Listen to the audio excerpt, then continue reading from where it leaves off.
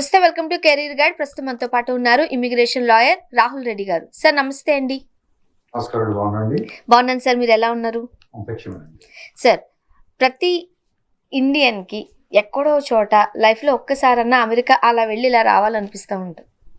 అదొక కళ అంతే. అది లేని కళ ఉన్న వాళ్ళు ఎవరు ఉండరని అనుకోవచ్చు. సరదాగా అయినా సరే ఒక ట్రిప్గా అయినా వెళ్ళి రావాలనుకుంటారు. ఇక చదువుకున్న వాళ్ళు, ఉద్యోగం చేసేవాళ్ళు అమెరికాలోకి వెళ్ళిపోవాలి, అక్కడ స్థిరపడిపోవాలి, అక్కడ గ్రీన్ కార్డ్ సంపాదించేయాలి. అసలు అంటే ఏంటో కూడా చాలామందికి తెలియకపోవచ్చు. బట్ గ్రీన్ కార్డ్ ఉందా అడుగుతూ ఉంటారు. ఏంటి సార్, మనం ఒకసారి బేసిక్ లెవెల్ నుంచి వెళ్దాం. ఏంటి ఈ గ్రీన్ కార్డ్ అంటే ఏంటి, ఎందుకు అంత దానికి ఇంపార్టెన్స్ ఉండింది? గ్రీన్ కార్డ్ అంటే ఇప్పుడు నార్మల్ గా మనం ఒక వీసా మీద పోయినప్పుడు వీసాకు రూల్స్ ఉంటాయండి. F1 వీసా పోయినప్పుడు F1 వీసా మీదనే ఉండాలి, స్టూడెంట్ గానే ఉండాలి. బయట గ్యాస్ స్టేషన్ పని చేయరాదు. ఒకవేళ ఏదైనా వర్క్ పర్మిట్ ఉన్నా కానీ ఆ పర్టికులర్ కంపెనీకి వర్క్ పర్మిట్ ఉంటుంది. ఆ వర్క్ పర్మిట్ ప్రకారమే నడుచుకోవాలి. H1B అని అంతేనండి, వాళ్ళకు లిమిటేషన్స్ ఉంటాయి. ఈ పర్టికులర్ కంపెనీకే పని చేసుకోవాలి. L1 కైనా కూడా లిమిటేషన్స్ ఉంటాయి అన్నట్టు. తర్వాత ప్రతిసారి ఎక్స్టెండ్ చేసుకుంటూ పోవాలన్నట్టు. ఎందుకంటే కొన్ని 3 ఏళ్ళు ఉంటాయి, కొన్ని 2 ఏళ్ళు ఉంటాయి, కొన్ని అట్లా ఎక్స్టెండ్ చేసుకుంటూ పోవచ్చు అన్నట్టు. కానీ గ్రీన్ కార్డ్ అన్నది permanent resident of United states. అంటే నువ్వు పర్మనెంట్ గా యుఎస్ లోనే ఉంటున్నావు, permanent resident of United states. దాన్ని అంటే గ్రీన్ కార్డ్ అంటాం. So permanent resident of United states అంటే వాళ్ళకి ఏం రిస్ట్రిక్షన్స్ ఉంటాయి. ఏం రిస్ట్రిక్షన్స్ వాళ్ళకు ఉంటాయంటే, వాళ్ళు ఒక ఇండియాకు మాత్రం ఎక్కువ రోజులు ఉండరాదు. ఎక్కువ రోజులు అంటే 6 నెలల కన్నా ఎక్కువ ఉండరాదు అన్నట్టు ట్రావెల్ చేసినప్పుడు. అంతకు మించి దాదాపుగా ఇక చెప్పాలంటే ఏం రిస్ట్రిక్షన్స్ ఉంటాయంటే, మేజర్ క్రైమ్స్ ఏం చేయాలి అంటే ట్రాఫిక్ టికెట్స్, స్పీడింగ్ టికెట్స్ అవి కాకుండా వేరే మేజర్ క్రైమ్స్ ఏమైనా కమిట్ చేసినా కానీ ప్రాబ్లమ్స్ ఉంటాయి. బట్ అదర్వైజ్ ఇన్ జనరల్ గా వాళ్ళకి దాదాపుగా యుఎస్ సిటిజన్ కున్న రైట్స్ ఏ ఉంటాయి. ఓటింగ్ రైట్స్ ఉండే వాళ్ళకు కొన్ని. బట్ వాళ్ళు అక్కడే ఉండొచ్చు, పని చేసుకోవచ్చు, పని చేయకుండా ఉండొచ్చు. మైక్రోసాఫ్ట్ సిఇఓ కావచ్చు, మెక్డొనాల్డ్ బర్గర్ ఫ్లిప్ కూడా చేయొచ్చు. ఎటువంటి పని చేసుకోవచ్చు అన్నట్టు. వాళ్ళకి ఏ లిమిటేషన్స్ ఉంటాయి. ఫర్ ఎగ్జాంపుల్ మనం ఇండియన్ లో ఎలా ఉంటున్నాము, ఇప్పుడు ఉద్యోగం చేసినా చేయకపోయినా ఉండే అర్హత ఎట్లా ఉందో అట్లా అమెరికాలో గ్రీన్ కార్డ్ ఉంటే ఉండొచ్చు. No restrictions. ఇంకోటి ఏంటంటే వాళ్ళు మన క్యారియర్ గైడ్ రావాల్సిన అవసరం లేదు. ఎందుకంటే క్యారియర్ గైడ్ నార్మల్ వినాల్సింది ఎవరండి? స్టూడెంట్ వీసా మీద, H1 మీద, L1 మీద, L2 మీద గ్రీన్ కార్డ్ ఉన్న వాళ్ళకి అవసరం లేదు. వాళ్ళు యాక్చువల్ మీరు వాళ్ళు గ్రీన్ కార్డ్ ఒకసారి వచ్చిన తర్వాత మొత్తం మర్చిపోతారండి. వాళ్ళు అసలు H1B అంటే మర్చిపోతారు, వాళ్ళు రూల్స్ అన్ని మర్చిపోతారు. వాళ్ళు ఈ F1 మీద ఉన్న వాళ్ళు, H1 మీద ఉన్న వాళ్ళంటే కాన్స్టెంట్ గా అప్డేట్ ఉండాలి. వాళ్ళు ఏది ఏమైతే అందరూ కాన్స్టెంట్ గా అప్డేట్ ఉండాలి. ఎందుకంటే అప్డేట్ లేకపోతే చాలా కష్టమైంది. మన క్యారియర్ గైడ్ లాంటిది అంత యూస్ఫుల్ వాళ్ళకు వేరే అంటే వేరే కూడా ఉండొచ్చు, కానీ మన అంత యూస్ఫుల్ ఉండదు. వాళ్ళకి గ్రీన్ కార్డ్ వాళ్ళకి అవసరం లేదు. ఆ 5 years వరకు 10 years గ్రీన్ కార్డ్ ఉంటుంది. దాన్ని రిన్యూవల్ చేసుకోవాలంటే ఆన్లైన్ పోయి ఒక అప్లికేషన్ చేసుకుంటే ఆటోమేటిక్ రిన్యూవల్ అయితే అలా పెద్ద ఉండదు, లేకపోతే పని ఉండదు. 5 ఏళ్ల తర్వాత వాళ్ళు సిటిజన్షిప్ కూడా అప్లై చేసుకోవచ్చు. సిటిజన్షిప్ కూడా చాలా ఈజీ, అంత పెద్ద కాంప్లికేటెడ్ కాదు. గ్రీన్ కార్డే కష్టం. ఒకసారి గ్రీన్ కార్డ్ వచ్చిన తర్వాత సిటిజన్షిప్ అనేది ఈజీ. 90% పీపుల్ వాళ్ళ గ్రీన్ సిటిజన్షిప్ ఆన్లైన్ అప్లై చేసుకొని లాయర్ లేకుండా పోతారు, అవసరం కూడా లేదు. గ్రీన్ కార్డు మాత్రం సకల కష్టాలు పడాల్సి వస్తుందండి. 7 చెరువులు నీళ్ళు ఆల్సి వస్తుంది. ఓకే, ఇంతకు ముందు కొంచెం ఈజీగా వచ్చుండేది కదా సార్, ఈ మధ్య అంత ఒక రకంగా చెప్పాలంటే కఠినతరం అయిపోయింది. మేము పోయినప్పుడు 7.5 వచ్చేది గ్రీన్ కార్డు. కొన్ని జాగ్రత్తలు 6 నెలలకు వచ్చేది గ్రీన్ కార్డు. 6 నెలల నుంచి 2 ఏళ్ళు. టెక్సస్ లో అప్పుడు లాంగెస్ట్ టైం పెట్టేది అన్నట్టు 7.5 పట్టేది గ్రీన్ కార్డు కప్పుడు. ఇప్పుడు ఎవరైనా చెప్తే అది నవ్వుతారు. ఆ మాట చెప్తే 7.5 కంటే నవ్వుతారు. అప్పుడు మాకు 7.5 వచ్చింది గ్రీన్ కార్డ్. అప్పుడంటే ఏ టైంలో సార్, ఏ ఇయర్స్ అది, ఏ దశకం? 1990s లో. మీరు గుర్తులేదు? 90s లోకి మీకు 1.5 year కి వచ్చేసిందా సార్? 1.5 year వచ్చేసింది. అప్లికేషన్ 1.5 year వచ్చేసింది. ఓకే, ఇప్పుడు ఎందుకు గ్రీన్ కార్డ్ ఉండడం అంత ఇంపార్టెంట్ అయిపోయింది? ఎందుకు ఉండాలని కోరుకుంటారు?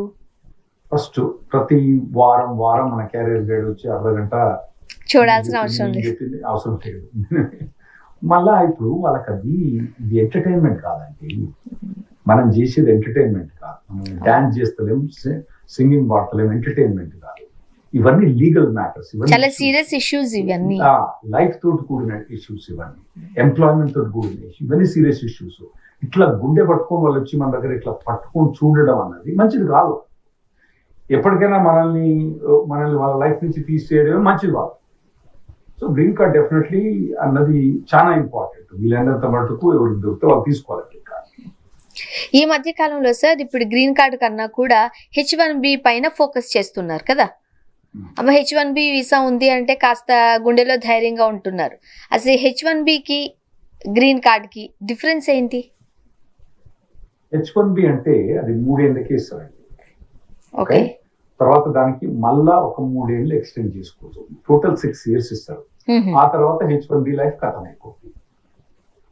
ఒకవేళ 6 years కన్నా ఎక్కువ ఎక్స్టెండ్ చేసుకోవాలంటే వాళ్ళు గ్రీన్ కార్డ్ అప్లై చేసుకున్న వాళ్ళే 6 years కన్నా ఎక్స్టెండ్ చేసుకోవచ్చు. 6 years కన్నా ఎక్స్టెండ్ చేసుకోవచ్చు. వాళ్ళు గ్రీన్ కార్డ్ అప్లై చేసుకోలేదు అనుకోండి, వాళ్ళు 6 years తర్వాత వెనక రావాల్సి వస్తుంది. ఇంకోటి సోదం గారు ఒకటి అర్థం చేసుకోండి, ఇంతకుముందు పోయిన వాళ్ళకు ఈ H1B ఇంత బాధలు ఉండకపోయేది. ఎందుకు ఉండకపోయేదంటే అప్పుడు వాళ్ళకు గ్రీన్ కార్డ్ 7.5 వచ్చేది. H1B పోయింది అనుకోండి, 7.5 గ్రీన్ కార్డ్ వచ్చింది అనుకోండి, 7.5 తోటి ఇమిగ్రేషన్ వాళ్ళతో సంబంధం లేదు, ఎటువంటి సంబంధం గ్రీన్ కార్డ్ అయిపోయింది, వాళ్ళకి మర్చిపోతారు అన్నట్టు. ఇప్పుడు గ్రీన్ కార్డ్ డిలే అవుతుంది కాబట్టి వాళ్ళు H1 మీద ఉంటారు, H4 మీద ఉంటారు, H4 EADకి ట్రై చేస్తారు. ఎన్ని అవసరం లేదు వాళ్ళకి. సో ఇవన్నీ కొత్తగా వచ్చినాయి అన్నట్టు. అంటే మా ఏజ్ ప్రకారం కొత్తగా వచ్చినాయి, ఏజ్ ప్రకారం కొత్తగా రాకపోవచ్చు, కానీ ఇవన్నీ కొత్తగా వచ్చినాయి అన్నట్టు. సో ఈ H1B లైఫ్ అనేది చాలా పెరుగుతా పోతుంది అన్నట్టు జనాలు. ఓకే, ఇప్పుడు గ్రీన్ కార్డ్ బ్యాక్లాగ్ అంటున్నారు, అంటే ఏంటి? ఇండియన్స్ ఎందుకు ఎఫెక్ట్ అవుతున్నారు?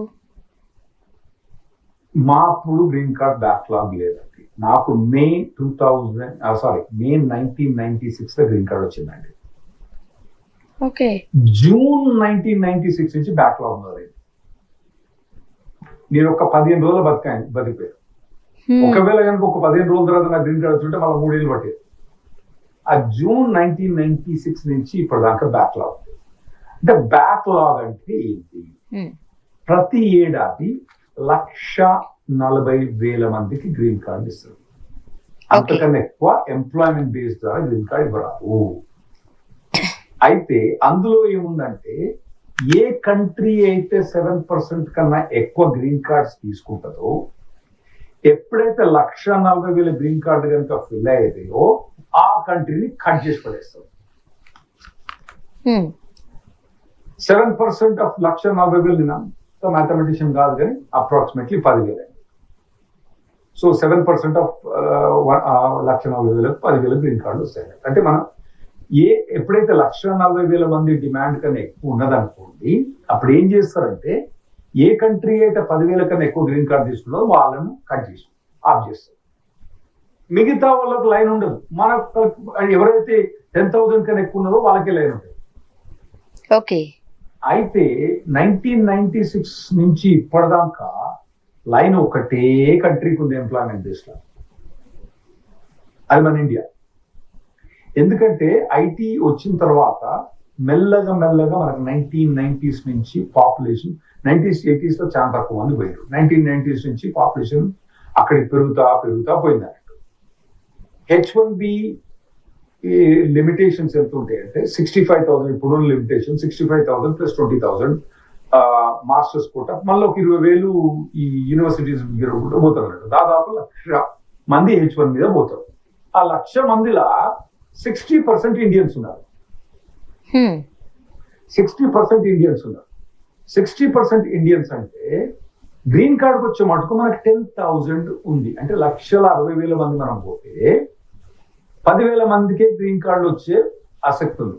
అంటే మీరు అనుకుంటే అట్లయితే 6 ఏళ్ళకు మన వాళ్ళ గ్రీన్ కార్డు వస్తుందంట. ఈ 10,000 సుబ్బారావు, సుబ్బలక్ష్మి, చిన్న సుబ్బోడు కొడుకు కూడా ముగ్గురి సపరేట్ కౌంట్ చేస్తారు అన్నట్టు. సుబ్బలక్ష్మి కూడా కౌంట్ చేస్తారు. సుబ్బారావు గ్రీన్ కార్డ్ వచ్చినప్పుడు సుబ్బలక్ష్మికి ఇస్తారు కదా, మిస్టర్ సుబ్బారావు సుబ్బలక్ష్మి ఉంది కదా, సుబ్బలక్ష్మి కూడా ఇస్తారు. అయితే సుబ్బలక్ష్మికి ఇచ్చినప్పుడు అది కూడా కౌంట్ చేస్తున్నట్టు. అయితే మనకి H1 లీవ్ వచ్చేదేమో దాదాపు 60,000 మంది, 60. గ్రీన్ కార్డులు వచ్చే మటుకు ఓన్లీ 4,000 గ్రీన్ కార్డ్సే మనకి యాక్చువల్గా యాన్యువల్లీ ఎలకేటెడ్. ఎందుకు 4,000 అంటే నార్మల్ గా మన వాళ్ళు పెళ్లి అవుతారు గ్రీన్ కార్డ్ వచ్చేటప్పుడు. అంటే సుబ్బారావుకి వచ్చే గ్రీన్ కార్డ్ సుబ్బలక్ష్మికి వస్తుంది. ప్రతి ఇద్దరు కపుల్స్ కు ఒక పిల్లగాడు ఇక్కడ పుట్టిన వాళ్ళు ఉంటారు కదా మరి. 2.5 కౌంట్ చేస్తారు. కొందరికి ఇద్దరు పిల్లలు ఉండొచ్చు, కొందరు ముగ్గురు ఉండొచ్చు, కొందరు పిల్లలు ఉండరు. అన్ని కలిపి యావరేజ్ చేసుకుని ఒక యావరేజ్ గా ఒక కపుల్ కు ఒక పిల్లగాడు వేసుకుంటారు అన్నట్టు. ఇద్దరు కపుల్స్ కు ఒక పిల్లగాడు వేసుకుంటారు. అయితే ఆ లెక్క ప్రకారం మనకు 4,000 గ్రీన్ కార్డులు ఎవ్రీ ఇయర్. పోయేదేమో 60,000 మంది. నేను ఓన్లీ H1 మీద 60,000 మంది చెప్తాను. మళ్ళీ L1 ఉంటాయి, L1 వీసాలు ఉంటాయి, J1 వీసాలు ఉంటాయి, ఇక చాలా డిఫరెంట్ వీసాలు ఉంటాయి అన్నట్టు. అవన్నీ కూడా కౌంట్ చేసుకుంటే మనం పెద్ద బాటిల్ నెక్ అంటారు అన్నట్టు. అంటే హైవేల రోడ్లల్లా 8 లైన్స్ పోతాయి. అక్కడి నుంచి అక్కడ పోయిన తర్వాత ఒకటే లైన్, ఈ 8 లైన్స్ ట్రాఫిక్ ఆగిపోయింది. అందుకోసం ఈ డిలే అంతా మొదలైంది. ఇప్పుడు కంపెనీ నుండి చాలా మంది యుఎస్ కి వెళ్తున్న వాళ్ళు ఉన్నారు. అంటే ఇప్పుడు ఇంతకు ముందు మనం మాట్లాడుకున్నట్టుగా $1,000 ఇవన్నీ ఉన్నాయి, కానీ అప్పట్లో లేవు. ఒక 5-6 years బ్యాక్ ఒక కంపెనీ నుంచి వెళ్ళారు. $1,00,000 అన్నది ఓన్లీ 6 నెలల నుంచి మొదలైంది, లేదు కదా. వెళ్ళారు. తనతో పాటు డిపెండెంట్ వీసా కింద లేకపోతే డిపెండెంట్ గా వైఫ్ ని కూడా పట్టుకెళ్తారు. వాళ్ళకి అక్కడికి వెళ్ళాక ఒక కొడుకు పుట్టాడు అని అనుకుందాం. ఓకే, ఇప్పుడు 6 years మాత్రమే ఉండాలి వాళ్ళు. నెక్స్ట్ వెంటనే గ్రీన్ కార్డ్ కి అప్లై చేసుకోవాలి. అలా చేయాలంటే మొదలే చేయాలి, తర్వాత. సో డిపెండెంట్ మీద వెళ్ళారు కాబట్టి ఇక్కడ హస్బెండ్ కి గ్రీన్ కార్డ్ కావాలి, వైఫ్ కి గ్రీన్ కార్డ్ కావాలి, పుట్టిన బిడ్డకు కూడా వర్తించాలా? పుట్టిన బిడ్డకు అవసరం లేదండి. ఓకే, ఎప్పటి వరకు? అక్కడ పుట్టిన బిడ్డ ఆటోమేటిక్ సర్జరీ, ఇంకా అవసరం లేదు. పుట్టిన బిడ్డకు అవసరం లేదు, తల్లిదండ్రికి ఇంకా కావాలి గ్రీన్ కార్డ్. ఓకే, అయితే వాళ్ళ గ్రీన్ కార్డ్ కావాలంటే వాళ్ళు గ్రీన్ కార్డ్ అప్లై చేసుకుంటే 6 years H1B అనేది ఎక్స్టెండ్ అయ్యింది. ఒకవేళ గ్రీన్ కార్డ్ కనుక అప్లై చేసుకోకపోతే 6 ఏళ్ల తర్వాత తట్టపుట్ట దొరుకుతుంది ఇంకా కావాలి. ఓకే, ఒకవేళ అప్లై చేసుకున్నారు అనుకోండి, ఎన్ని ఇయర్స్ ఉండొచ్చు? 90 years అండి. ప్రాబ్లం 90 ఏళ్ళు ఎందుకంటే 90 ఏళ్ళు ఉండరాదు. ఎందుకంటే ఈ సుబ్బారావు 90 ఏళ్ళు అక్కడ బతకలేడు, అన్నేళ్ళు బతకలేడు. ఎందుకంటే పోయేవాడికి 25 ఏళ్ళు ఉంటాడు. 90 ఏళ్ళు అంటే 115 ఏళ్ళ కన్నా బతకడు. ఉన్నాక మనకు జాబ్ ఉండదు కాబట్టి వచ్చేస్తాడు. సో H1B ఎక్స్టెన్షన్ ఉన్నది గ్రీన్ కార్డ్ మీద ఫైల్ చేసుకుంటా పోవచ్చు అన్నట్టు. సో వైఫ్ కూడా అక్కడ తన ఏం జాబ్ చేయకుండా డిపెండెంట్ అయ్యి వెళ్ళినా కూడా H4 మీద చేయొచ్చు. ఈ మధ్య కొత్తగా 2015 అంటే అబౌట్ 11 ఏళ్ళ ముందు H4 లో కూడా EAD ఇచ్చడం మొదలుపెట్టారు. అది ఎప్పుడంటే ఎప్పుడైతే సుబ్బారావు గారు I-140 అప్రూవ్ అయింది అనుకోండి, గ్రీన్ కార్డ్ ఒక స్టేజ్ అప్రూవ్ అయింది అనుకోండి, అప్పుడు భార్యకు సుబ్బలక్ష్మికి కూడా ఎంప్లాయ్మెంట్ ఆథరైజేషన్ ఇస్తారు. వీళ్ళు ఆ గ్రీన్ కార్డ్ అప్లికేషన్ పెట్టుకొని మేము గ్రీన్ కార్డ్ అప్లై చేసిన రమ్మో, మాకు వెయిటింగ్ లిస్ట్ ఉంది రమ్మో, మీరు ఇస్తలేరు కాబట్టి గ్రీన్ కార్డ్ నాకు H1B ఎక్స్టెన్షన్ చేయమని చెప్పి వీళ్ళు రిక్వెస్ట్ చేసుకోవచ్చు. ఓకే, ఇప్పుడు I-140 అప్రూవ్ అయిన తర్వాత కూడా EB2, EB3 ఇండియన్స్ ఎందుకు ఇయర్స్ తరబడి వెయిట్ చేయాల్సి వస్తోంది? ఇంతకుముందు నేను చెప్పిన కదండి, ఇప్పుడు హైవే మీద పోతానమ్మా, 8 లైన్లు ఉన్నాయి మన సైడ్ నుంచి, ఒక సైడ్ నుంచి. కానీ అక్కడ ఆ సందులో పోయే మట్టుకు ఏమైందంటే ఒకటే లైన్ అయిపోయింది. ఈ 8 లైన్లు కూడా ఫుల్గా పోతాయి. అక్కడ పోయినట్టు కోర్టుకు వెళ్ళండి. ఎప్పుడు ఏమవుతుంది, 8 కార్లకు ఒక కార్ పోస్తాను కదా, అరెస్ట్ మొదలైంది కదా. సో దాంతో బాటిల్ నెక్ అని మేము అంటామన్నట్టు. అక్కడ మీరేమంటున్నారు కానీ బాటిల్ నెక్ అంటాం అన్నట్టు. ఆ బాటిల్ నెక్ అన్నది 1996 లో మొదలైందండి. 1996 లో మొదలయ్యి కొద్దిగా 2007 కొద్దిగా రిలాక్స్ అయింది. దానికి వేరే రీజన్ ఉండలేదు, కానీ అప్పటి నుంచి 1996 నుంచి ఇప్పటిదాకా బ్యాక్లాగ్ నడుస్తూనే ఉందండి. ప్రతి ఏడాది కూడా బ్యాక్లాగ్ పెరుగుతూనే ఉంది. 2016 లో మేము మొత్తం ఏం చేసినామంటే ఒక రీసెర్చ్, 2018 లో మేము ఒక రీసెర్చ్ చేసి ఒక పేపర్ పబ్లిష్ చేసినాం నేను మా కొలీగ్. ఒకవేళ కనుక 2018 లో కనుక గ్రీన్ కార్డ్ అప్లై చేస్తే ఒకవేళ కనుక వాళ్ళు పిల్లల వాళ్ళు అక్కడ ఇంతకుముందు ఏం చెప్పిన సుబ్బారావు సుబ్బలక్ష్మి కొడుకు పుట్టిండు అనుకోండి, ఆ కొడుకుని యూజ్ చేయకుండా కనుక గ్రీన్ కార్డ్ అప్లై చేయదలుచుకుంటే 2018 లా 80 years వెయిటింగ్ లిస్ట్ ఉంటుందని చెప్పిన ఆటో ఇన్స్టిట్యూట్ అని ఒక very nice institute, immigrant favour institute. వాళ్ళ కొద్దిగా ఫండ్స్ ఎక్కువ ఉంటాయి, వాళ్ళకి రీసెర్చ్ ఆర్గనైజేషన్ ఎక్కువ ఉంటాయి, డాక్టరేట్స్ వాళ్ళ దగ్గర పనిచేస్తుంటారు, రీసెర్చర్స్ వాళ్ళ దగ్గర పనిచేస్తుంటారు. వాళ్ళు మా ఆర్టికల్ తప్పు పట్టిందండి. వాళ్ళు ఏమని తప్పు పట్టిందంటే, రాహుల్ రెడ్డి ఎమిలీ న్యూమన్ రాసిన ఆర్టికల్ తప్పులు ఉన్నాయి, వీళ్ళు చాలా తప్పిదం చేసిండ్రు, వీళ్ళు 80 ఏళ్ళు అని చెప్తాండ్రు, అది ఖచ్చితంగా తప్పు, ఇది 80 ఏళ్ళు కాదు 140 ఏళ్ళు అని చెప్పారు వాళ్ళు. అయితే వాళ్ళ దగ్గర కొద్దిగా యుఎస్ఏఎస్ దగ్గర డేటా కలెక్ట్ చేసి అన్ని కలెక్ట్ చేసి వాళ్ళు మేము 60 ఏళ్ళు తప్పి రాంగ్ ఎస్టిమేట్ చేసినామని చెప్పారు వాళ్ళు. మేమేమి ఎస్టిమేట్ చేసినాము, సుబ్బారావు ఎప్పుడు చావడు, సుబ్బలక్ష్మి ఎప్పుడు చావదు, ఆ ఎస్టిమేట్ తోటి మేము ఏవైతే చేసినామో ఆ ఎస్టిమేట్ తోటి మేము 80 ఏళ్ళు అని చెప్పినాం. వాళ్ళు ఏమన్నారు, మా ఎస్టిమేట్ 60 ఏళ్ళు తప్పు, వీళ్ళు రాహుల్ రెడ్డి ఎమ్మెల్యే తప్పు చేసిండ్రు, వీళ్ళ క్యాలిక్యులేషన్ రాంగ్, వీళ్ళు 60 ఏళ్ళు 140 ఏళ్ళు పడుతుందంటే వీళ్ళు 80 ఏళ్ళే చెప్తానని తప్పు చేసి వాళ్ళ ఆర్టికల్ పబ్లిష్ చేసి వాళ్ళదే రైట్ అంటే మాది రాదు. సార్ ఇప్పుడు ఈ గ్రీన్ కార్డ్ కి I-140 అనేది ఒక నిజమైన అప్రూవలా, లేదంటే కేవలం ఒక టికెట్ లాంటిది మాత్రమేనా ఈ వెయిటింగ్ కి? అది ఒక స్టెప్ అండి, ఓకే, ఒక స్టెప్. ఇప్పుడు దానికి ఇప్పుడు మీరు ఐఏఎస్ రాయాలంటే ప్రిలిమినరీ ఉంటుంది, ఫైనల్స్ ఉంటుంది, మళ్ళీ ఇంటర్వ్యూ ఉంటుంది కదా. I-140 అనేది మీరు ప్రిలిమినరీ అనుకోండి, ఒక స్టెప్ మాత్రమే, ఒక స్టెప్. ఇల్లు అలకగానే పండుగ కాదు అంటారు కదా, ఖచ్చితంగా ఇది పనిచేస్తుంది. ఇది ఇల్లు అలకడం అన్నట్టు, అంతే, అయినంత మాత్రం పండుగ కాదు.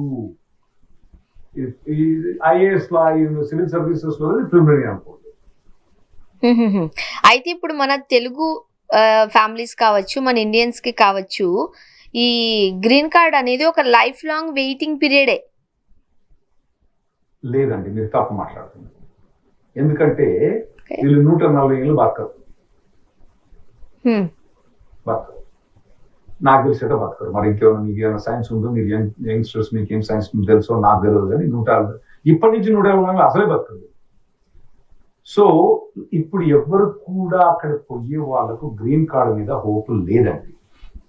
స్పెషల్లీ ఇప్పుడు ఎవరైతే 2015-16 లో 2015-16 లో ఫైల్ చేసినారో వాళ్ళకి ఏమైనా కొద్దిగా హోప్ ఉంది.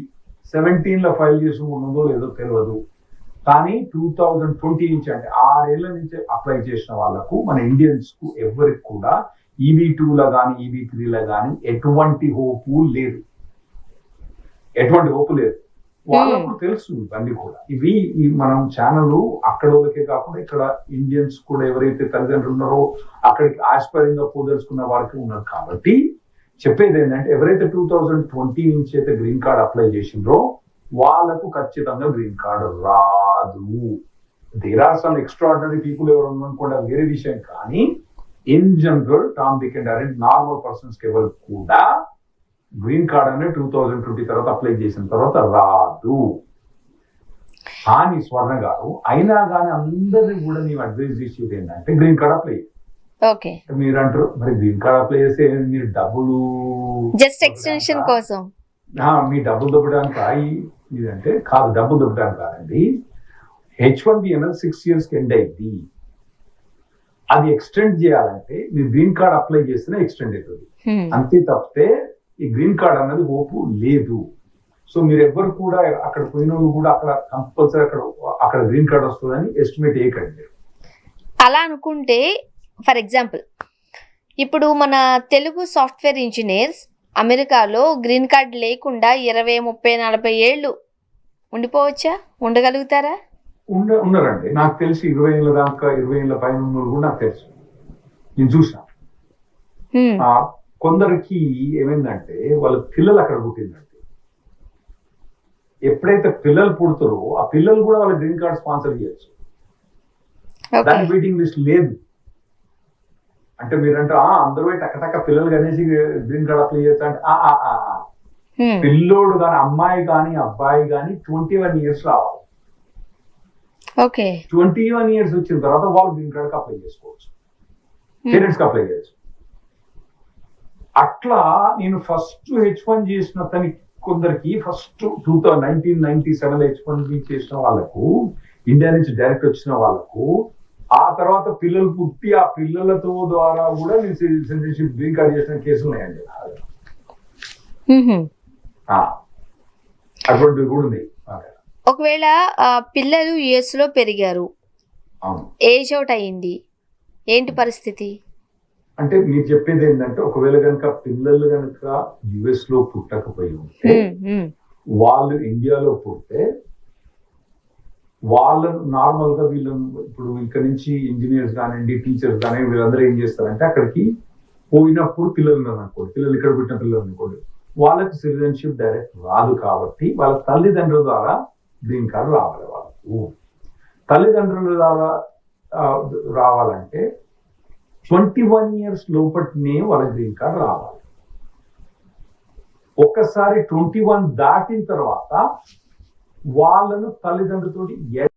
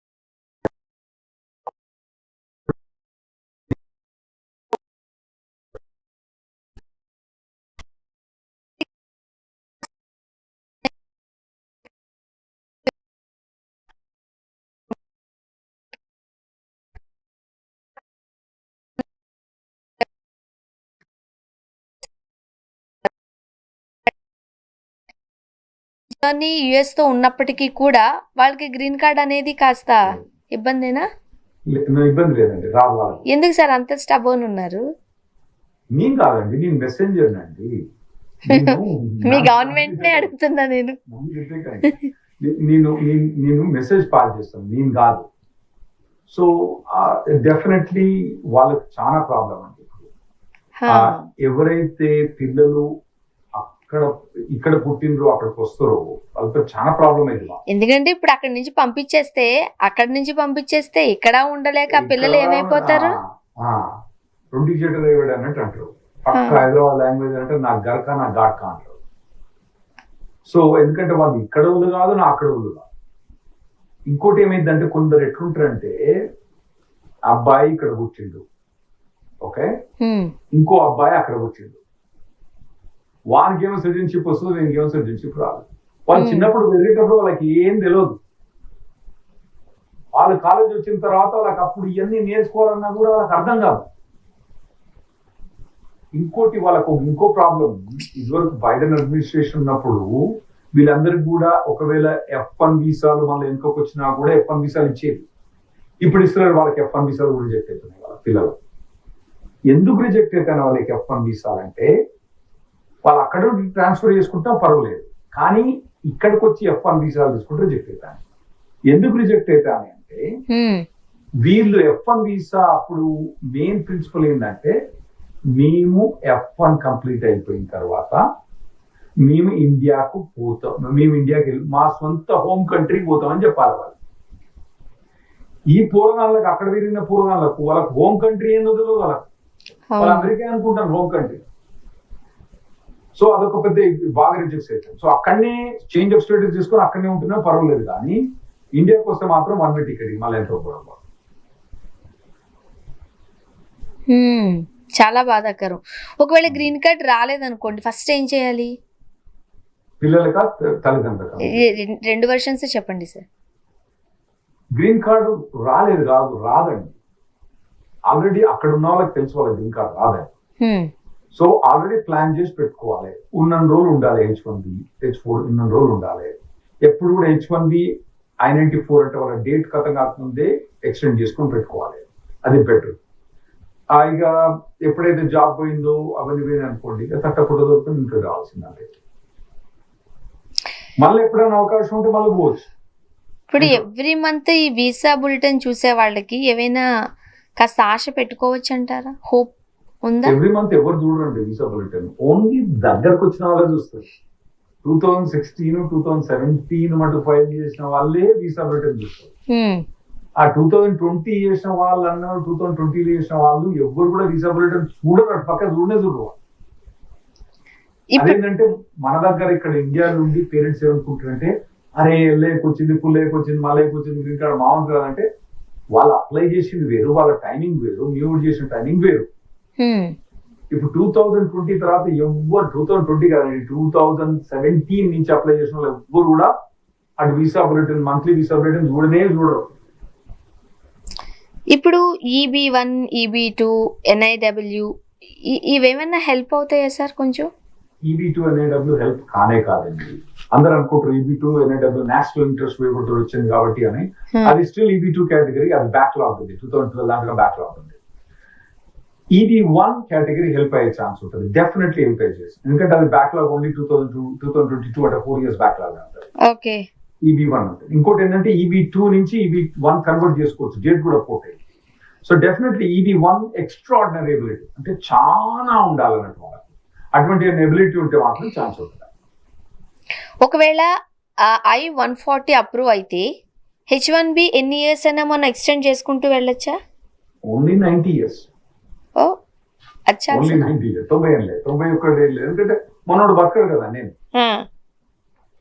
For example green card approve రాలేదు, వేరే ఆప్షన్స్ ఏంటి, ఏం ఆలోచించాలి? వేరే ఆప్షన్స్ ఏం లేవండి, అక్కడ ఉన్నంత కాలం ఉండి వెనకకు రావడం అంతే, అంతకుమించి ఏం లేవు అక్కడ. ఇంకా రాకపోతే అక్కడ జాబ్ ఉన్న రోజు ఉండొచ్చు, జాబ్ లేనప్పుడు వెళ్ళొచ్చేసి అంతే. లేదా అంటే వేరే కంట్రీ చూసుకోండి, Canada green card, Australia green card, అవి చూసుకోండి.